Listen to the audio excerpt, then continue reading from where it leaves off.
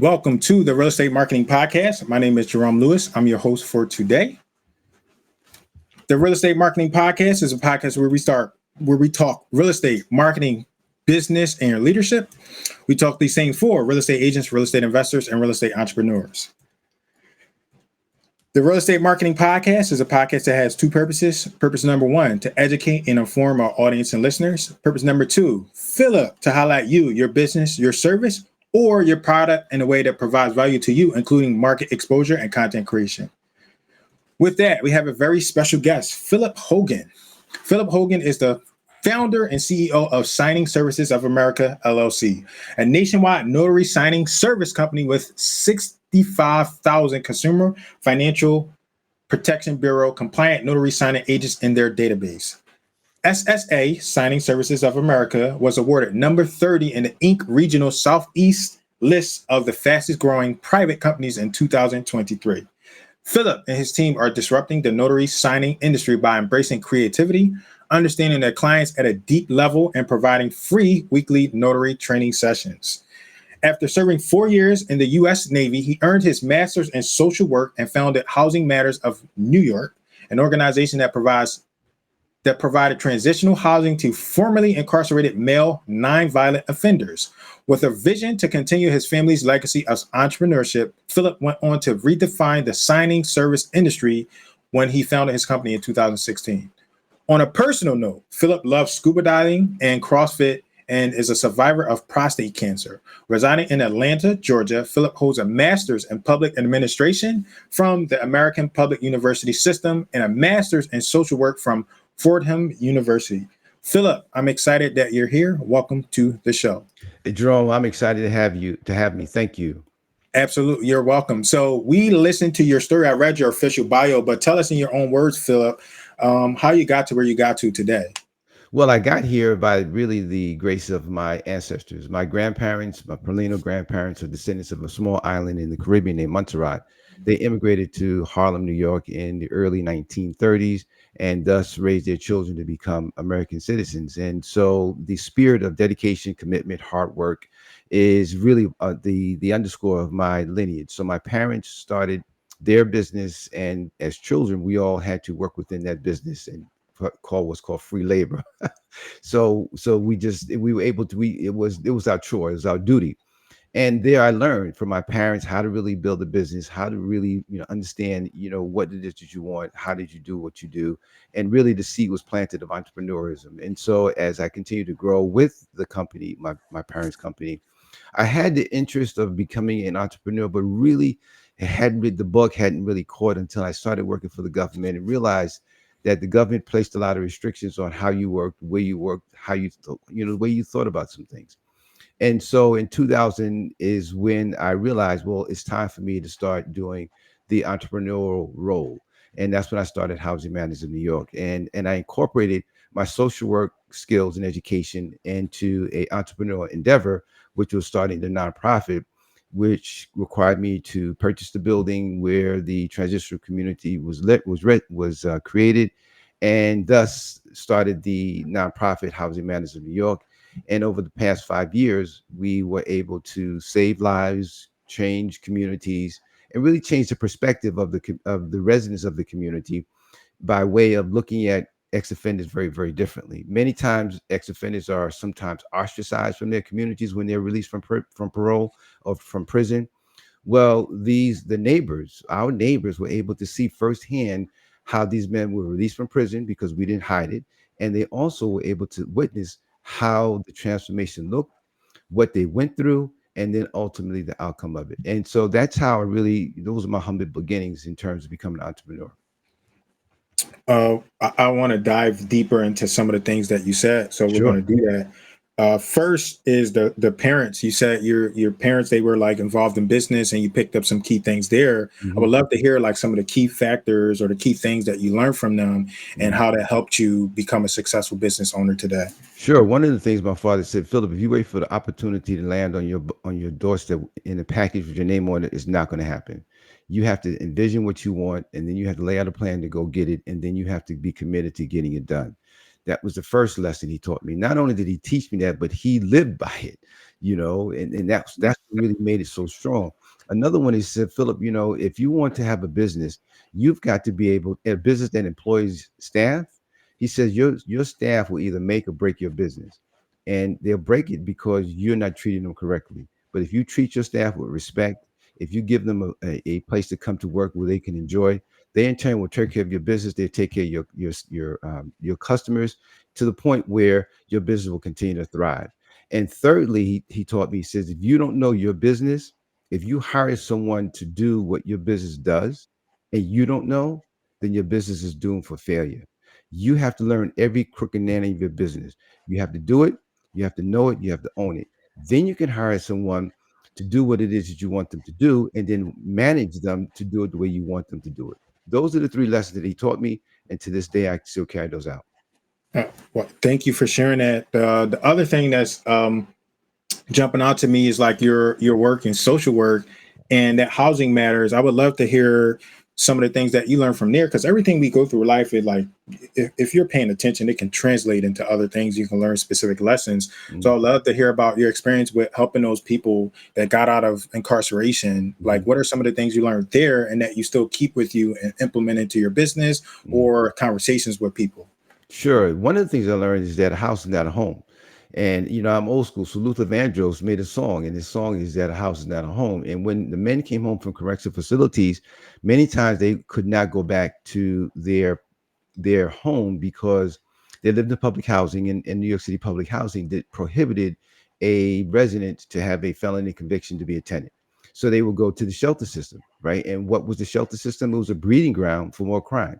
So they would create crimes, smoke, drink, do some other kind of, nonviolent offenses. And what happened? They wound up being reincarcerated. So the shelter system was just a revolving door for the ex-offenders to repeat their experiences with the incarceration. Housing Matters in New York was a out of that revolving door, right? So when they came into the program, one of the things that we wanted to establish is this is your home, right? This is while this is a transitional living community and there are rules and obligations and things of such. This is still your home. So if you treat it as your home, then you will always want to come home. That was the one thing we wanted to do. And really, one of the lessons that I learned is that when one of the residents came home after 15 years of incarceration, it was really fascinating. We did an intake and got them all into the program and explained him the rules and everything. And then we escorted him to his room and gave him a key. He paused, Jerome. He paused and he froze. I said, "What's wrong?" I said, "Here's your key. Let's go. I got other things to do." He said, "You got to understand." They used to call me Philip. He said, "Philip, you got to understand. I've been in jail for 15 years. And this is the first time in 15 years that I had a key that allowed me access into my place where I slept." And he says, "You're giving me a key of freedom. You're giving me a key of responsibility. You're giving me a key to something that I've never had in the past 15 years." And so therefore, and so when that happened, so when that was said, that was an eye-opening experience. Thank you for sharing that. That's like a beautiful story. I wasn't planning on talking about and hearing those things. What got you interested in helping like this Population. particular social work? Like, Sure. people that are from incarceration versus like maybe children or Sure. mothers or Sure. youth. Like, what Sure. got you interested in this? Sure. At the time, I was a senior addiction counselor at the Cumberland Diagnostic and Treatment Center, which was an outpatient drug program in Brooklyn, New York. And there we work with our population with a mandated men, women, and children into treatment. The Division of Parole sent over clients. The Administration for Children's Services sent over parents and children who had drug problems, who, as a result of drug problems, it was causing problems within the family. So ACS got involved, and therefore they deemed that in order for you to have your children or resolve issues in your home, you've got to go into a drug program. So that was my introduction to that population. And working with the population, I saw a pattern. And the pattern was these men and women were coming home from correctional facilities, unable to go into their homes because they committed crimes and the locations didn't allow them to return. And they went into the shelter system. And so I realized, I said, well, listen, if we were to intervene between them being released to the shelter system and divert them into a program that was specifically designed and created for them to rehabilitate, then we would have a better outcome. We would be able to reduce the men and women coming home from correctional facilities because we providing them an outlet. In my program, the company that I worked, they refused to listen to that. They didn't want to hear it. They said, well, listen, Philip, this is not what we do. This is what we do. And I said, okay, well, you know, when I graduated from Florida in 2000, the the the guest speaker of our graduation ceremony said, listen, she was at the time, she was the dean of the social work school. And she said, listen, you're the graduating class of 2000. It's your responsibility to raise the bar to another level. And I took that very seriously and said, okay, well, my responsibility is I'm going to start a housing program. I enjoyed real estate, so I purchased a home. And then, of course, I incorporated my social work skills to building, and I wanted to be a business owner.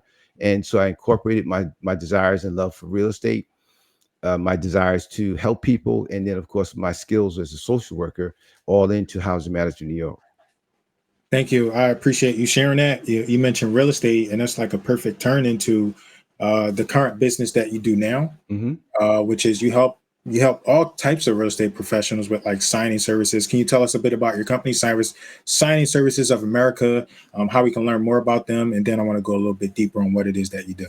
Sure. Signing Services America is a national notary signing service, and it was established in 2016. And our primary role is to select one of the notaries from our 65,000 notary database to arrange for them to meet with a real estate investor to have their real estate investing loan document signed, simply signed and signed and notarized. That's the primary function of Signing Services of America. And why is our primary function? Because we want to alleviate some of the hard, heavy lifting that a person has to go through to get loan documents executed. It's hard enough to go ahead and get the documents. It's hard enough to go ahead and get the deal together. And then you have to patch together the various individuals, maybe an attorney, maybe a realtor, there may be a real estate, maybe a notary. Well, we want to go ahead and reallocate time back to the investor so that you don't have to search for a notary, hire us. We will then book the notary to show wherever you want them to meet you, to get the documents fully executed and return back to your lender. If it's a financing deal, if it's a cash deal, then there's less documents, and all we need to do is get those documents notarized and give them back to you, and then the investor, go on and do what they do. So over the 8 years, we have hired over 32,000 notaries, and we have scheduled over 1 billion in various real estate transactions throughout the country. Thank you for sharing that. There must have been, I've noticed something about you. There must have been a pattern that you saw on getting these loan documents, saw you were in real estate. Can you tell us a little bit more about why you decided to start that notary company? Was there a pattern? What did you see in particular to help you get, you know what, I'm going to take this problem on. I'm going to help solve problems so I can help other people. You know, Joe, that's a great question. And your nickname is Mr. Implementation. And so when I started in 2016, I started Signing Services of America. But prior to that, and from 2014 to 2016, I was a traveling notary. And I became a traveling notary because I purchased a car out of state. And instead of me traveling to the state where the dealership was, they sent the notary to my home with the closing documents for the automobile. We signed the documents in my living room. I got the car. The documents were returned back to the dealership, and I was just fascinated with what this notary was doing. So I I literally held them hostage for about half an hour to learn more about how to become a notary. I was really thirsty to start another business, and I didn't want to go back to school, and I didn't want to do anything formal to start the business. And this appeared to be something that I could take on myself. It didn't require a lot to do, that I can incorporate my skills from my previous position into this. So in 2014, I became a traveling notary, and I began learning more about real estate. And again, I like real estate, but this is the side of real estate that I really didn't have any experience on, which was understanding the documents, which is really the core of having a successful real estate transaction. Understanding, the closing disclosures, the settlement statements, understanding what the notes are, understanding what the titles is, what the deeds are, understanding the various documents really helped me, really is something I wanted to know. And as a result, I spent time to know that. It got really great. My business grew. I got a lot of phone calls and people calling me, investors and title company agents and escrow officers and lenders. And then finally, a title company in Clearwater, Florida called and said, hey, listen, they were sending us a lot of business and they wanted to really grow their base in Georgia. and they needed someone who was familiar with the territory to help them partner. I said, sure. It came to me and said, Philip, listen, this is what we like to do. Are you interested? I said, sure. What do I need to do? Well, you're going to need some resources. So when I went to some people that said, well, what do I do? They said, you got to start a signing service. I said, what's a signing service? They said, well, they explained it to me what it was. You have the technology, and you have the notaries, and you just connect the notaries to the assignments. I said, I could do that. So in February of 2016, I started. But one was the brilliant thing is that I had, Jerome, is I started with a major client that was sending us a ton of business, a ton of business. And so I had to just get up and running as quick as possible to manage the output of business they were sending us, not only to get the business done, but to maintain that relationship. Because in this business, it's really about trust. And someone really trusts you. If businesses trust you, they're more willing to work with you, and they're more willing to grow with you. But if they don't trust you, they forget about it. So I couldn't jeopardize the trust that had been established with this client, and I needed to move very quickly. And thus, that's how I got started. Okay, I appreciate you sharing that. My sister was just asking about a notary. It wasn't directly relevant to real estate, but she was like, "Oh, I've got to go visit a notary." And I was like, they got like virtual notaries. You can do like some of this stuff online. And she was like, she just not understand it. That being said, though, how can you tell us how we can learn more about you, your services, the notary services you were talking about? Sure. Signing Services of America is on the internet. And so you can learn more about us by going to our website, www.signingservicesofamerica.com. That's www.signingservicesofamerica.com. You can learn there. And if you want a consultation, then just scroll down to the bottom of the page, book a consultation. I'll get the email, we'll give you a call, set up a session to chat, and we can learn more about how we can help you out. Thank you for sharing that. What are some of your favorite like stories and case studies in regards to your signing services of America business? Share that with us, please. What some of my case stories? Yeah, favorite stories, any case studies that jump out to you when I mention that? Yeah. So one of the case stories is a early mentor. It laid upon me the importance of doing. He said, Philip, he said, you can run your business, or you can build your business. And I didn't understand that. And he said, he broke it down. He said, listen, he said, if you want to run a business, then you'll still continue to be a mobile notary, and that will be what you that would be what you give your attention to, most of your attention to. And meanwhile, you'll just kind of like let the signing service business grow. But if you want to grow your business, then you have to stop being a mobile notary and devote your time to being a owner of a signing service. I thought that was some very good advice. I took it, and it has been one of the best pieces of advice that I've received. Thank you, because I was thinking about that earlier. I just wasn't exactly sure how to answer it. We get real estate investors, we get real estate agents, and they're like running a business or they're in business and they kind of never get out of it. Mhm. So I would love to hear like some of your insights, like go a little bit deeper. Like, how did you make that happen? Was it systems, people, a combination of things? What are some insights you would share to some people that are trying to grow and actually build a business, not necessarily run a business or be a business? Sure. The mindset that I started when I shifted from running the business to building the business was scaling. I always had the envision of scaling the business, right, and not just being a solopreneur, but being a business owner. And so that meant having technology in order to help us accelerate our ability to receive the orders, get those orders out to the notaries throughout the country, and then monitor those notaries, opposed to making phone calls or shooting emails to notaries. That's kind of antiquated, and it didn't give us the ability to really grow and scale. Secondly is to understand. Remember what my father taught me: when you know your business, then you can hire people to do what you need for them to do in your business. So then I began hiring people. Right, I needed to have a scheduler, and by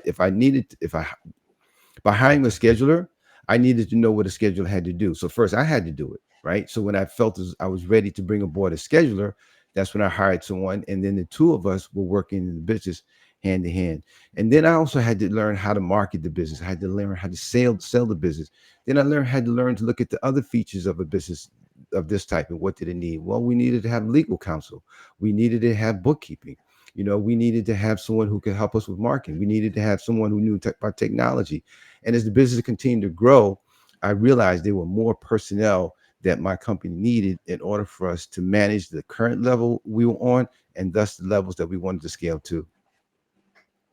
And one Okay. of the things that we're doing today is I pause because I don't want to talk about that and kind of like encourage people to test us. So one of the things that we're doing, you spoke about virtual notaries, right? So now we've gotten into heavy into the technology. So we do remote online notarizations. So instead of you calling us and saying, okay, Signing Service America, we need a notary to show up at ABC Apple Drive, we could say, okay, listen, better yet, you stay at ABC Apple Drive. We'll hire a notary who will be in Texas or Florida or Missouri or New York or New Jersey, and they will be able to remotely get these documents signed electronically. You never have to leave your place of business or home or comfort, and the notary doesn't have to travel to you. The only catch is that the lender has to approve, the state has to approve of the particular virtual notary signing process, and the lender has to obviously accept that and willing to accept those documents, because in this business there's such a thing as called a wet signature, and then of course electronic signature. And if something is wet, is a wet signature, the states will be more than happy to accept that. But if it's an electronic signature where the state hasn't approved it, then it could be rejected and it could cause problems. So those are some of the features that we have implemented to cause us to scale, to be attractive, to be necessary, and to be able to connect with our partners in our collaborations. Okay. All right, and like, who's the person? Like, who should be coming to you? Should it be someone that just, you know what, I got a real estate deal and I need a notary? Should it be someone with multiple deals? Like, who is the person that should be coming to Signing Services of America to get your services and what it is that you provide? We don't say no to anybody. If it's the one person who needs a notary, come on. If it's one person who's got 10 deals, come on. If it's a company that has 1,000 deals, we're here to service you. We don't preference, the type of person that we want. We're here to be of service. First and foremost, Jerome, we are servants. So we can't say, well, if we're servants, we can't say to you who's giving us one deal, well, we don't want your business because you're just one person. That would be a recipe for disaster. So we work with everybody I just mentioned. We work with law firms, we work with realtors, we work with real estate agents, realtors, we work with real estate investors, we work with title insurance companies, and of course we work with mortgage lenders. We are also working with class action lawsuit administrators when they have documents that need to be signed because they have a class action lawsuit. They want, though, if they have 1,000, if the case has 1,000 files or 1,000 claimants, they want those claimants to be those documents to be signed by the claimant and notarized. They hire us, and we will do that work for them as well. Okay, thank you. I appreciate you sharing that. Philip, how can someone add immediate value to you or your business? The example that I always like to give is if I make a social media post, hey, go like my social media post. I post a video, share the video. It could be something as small as, hey, I wrote a book, go purchase my latest book. How can someone add immediate value to you or in your personal life or your business? Well, you can do a Google review and say, hey, listen, you can listen to this recording and you can do a Google review. You can go to our Facebook page and say, listen, I was really enjoyed hearing what Philip talked about. You can go to our LinkedIn page and add a comment and validate, indeed who we are, what we've talked about, and what you got out of it. And you can also go to our YouTube channel and make a comment and follow us on our YouTube channel, which is something that we're going to be working more on in 2025. We've hired a company that's going to go in and clean up our YouTube channel page. This recording is going to be on that, as well as other recordings from podcasts that we've done. And we would like our followers or potential followers to go on to our YouTube channel, learn more about us, follow us, subscribe and follow, and stay abreast as to what's going on in the walls and halls of Signing Services of America. Thank you. The next question is very similar. How can someone add long-term value to you or your business? Well, we can also, we certainly are welcoming the opportunity to be a business with anyone in your audience. So that's the one way that we can serve your needs. The other one is to recommend us. Maybe you don't need our services, but there may be someone in your network that could really benefit. And you can say, hey, listen, this is a company I heard on Jerome's podcast show that might be able to meet your needs. You should give that guy, Phillip Hogan, a call and see if indeed he can help you. Thank you. Thank you for sharing that. What are 3 books you recommend to the audience and why? 3 books. Well, the first is a book that I'm reading is the book titled Take Care of Your People. And it's a great book because, if you are into scaling your company, you have to know how to manage people. right? And you have to have systems that can manage people. And you just can't magically say, okay, well, I'm going to hire someone and not be ready. You yourself are not ready to bring that person aboard. And yet, and still the person comes on and then they start floundering away and you wonder why. That's because you weren't really ready to bring on a person and then train them and then manage them and then evaluate them to make it to ensuring that they're getting the most out of the opportunity that you're giving them, and that indeed they are doing what it is that you want them to do. So that's the first book that's the book that I'm currently reading. And let's see, the other two books I can't really come up with something right now. Okay, all good. Don't worry about it. If you could close us out with one word, no explanation, what word would that be? Excellence. Excellence. All right. Tell us why you chose excellence. Because to be successful, you have to have the desire to be excellent, right? It's excellent. There's no limit to being excellent, right? Once you have accomplished one goal, well, guess what? It's time to set another goal and be excellent in pursuing that goal. In the process of becoming excellent, you learn so much about you, the process that you're involved with, the people that whatever's involved, the system, the personnel, and yourself. And what you have learned, you never lose. I'm 67, I'll be 68 next year, and I've learned so much, right? And I haven't lost anything. I've gained it all because I've strived to be excellent in all I do. Well, you look, I would have never guessed you were 67. You look good for your age. Thank you. Please tell us again how we can learn more about you and your services. Sure. You will go to Signing Services of America, our website, www.signingservicesofamerica.com. And you'll learn more about the company. You'll scroll down to the bottom of the page. There's a consultation form that you can fill out. It'll come to me. You can set up a time to talk, and I can learn about how we can be of service to you. Thank you, Philip. This has been excellent. I appreciate your time. Thank you so much. Thank you for having me, Jerome. Absolutely.